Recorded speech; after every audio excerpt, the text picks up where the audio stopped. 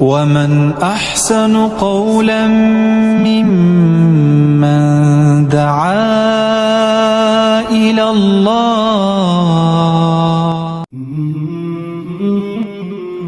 ونصلي ونسلم على رسوله الكريم اما بعد فاعوذ باللہ من الشیطان الرجیم بسم اللہ الرحمن الرحیم۔ آج میری گفتگو کا جو عنوان ہے وہ ہے جادو۔ جادو کا لغوی و اصطلاحی مفہوم کیا ہے، جادو کے اثرات کیا ہیں، جادو کی اقسام کیا ہیں، اور جادو کرنے والا جو جادوگر ہوتا ہے اس کے بارے میں شریعت کا حکم کیا ہے۔ تو سب سے پہلے یاد رکھیں جادو اردو زبان کا لفظ ہے، عربی میں سحر کہتے ہیں، انگلش میں اس کو میجک کہتے ہیں۔ علماء نے بتایا وہ ہے دھوکہ دینا، حقیقت سے پھیرنا۔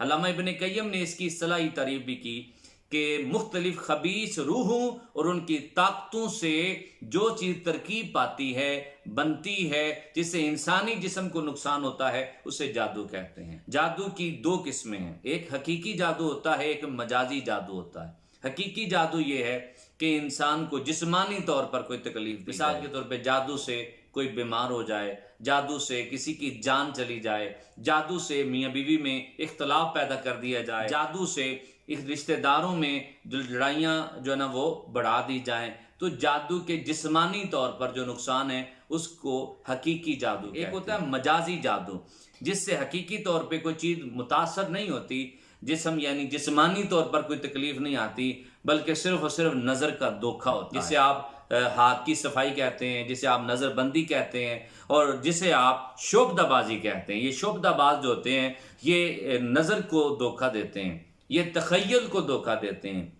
انسان دیکھتا کچھ ہے اور اس کو محسوس کو شعر پڑھ رہا تھا، امجد سلام امجد نے ایک دو شعر لکھا، وہ آپ کے سامنے رکھنا چاہتا ہوں کہ یاد بھی آتا نہیں اب کے گلے تھے کیا کیا، سب کو اس آنکھ نے باتوں میں لگا رکھا ہے، اور ایک ہی شکل نظر آتی ہے جاگے سوئے، تم نے جادو سا کوئی مجھ پہ چلا رکھا ہے۔ یعنی اس انداز کو بیان کر رہے ہیں کہ جب جس پر جادو ہوتا ہے اس کی نظر کا دھوکہ ہے، وہی چیز نظر آتی ہے جو جادوگر دکھانا چاہتا ہے۔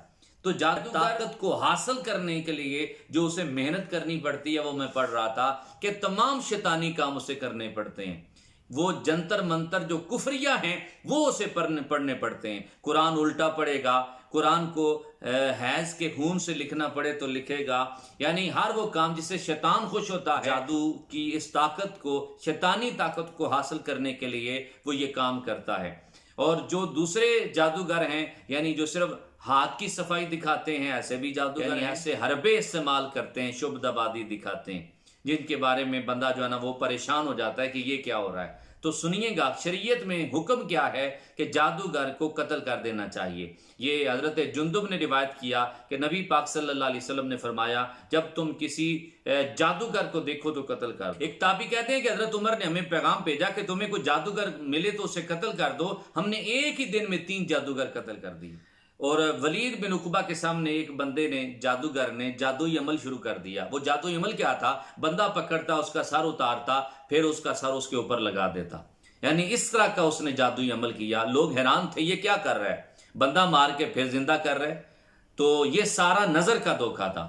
تو حضرت جندب نے آگے بڑھ کے اس کا سر تن سے جدا کیا اور اسے قتل کر دیا۔ علماء نے محتاط رویہ اختیار کیا ہے کہ اگر کوئی جادوگر کفر یا شرک بکتا ہے تو اسے مرتد ہونے کی وجہ سے قتل کیا جائے، یا کسی جادوگر کی وجہ سے کسی بندے کی جان جاتی ہے تو اسے بھی مارا جائے، اسے بھی قتل کر دیا جائے قصاص کے اندر۔ باقی اگر کوئی اس طرح کا عمل چھوٹا موٹا کوئی جادو کرتا ہے تو اسے قتل تو نہ کیا جائے، ہاں اسے کوئی اور سزا دے دی جائے جو حکومت وقت دے۔ اللہ تعالیٰ ہمیں ہر شیطانی عمل سے محفوظ فرمائے، اور جتنے بھی یہ جادو ہیں، یہ جادوگری ہے، اس سے ہمیں محفوظ فرمائے۔ جادو کرنا، جادو سیکھنا، جادو کروانا، یہ سارے بہت بڑے جرم ہیں، اللہ تعالیٰ ہمیں اس سے محفوظ فرمائے۔ وما علینا الا البلاغ۔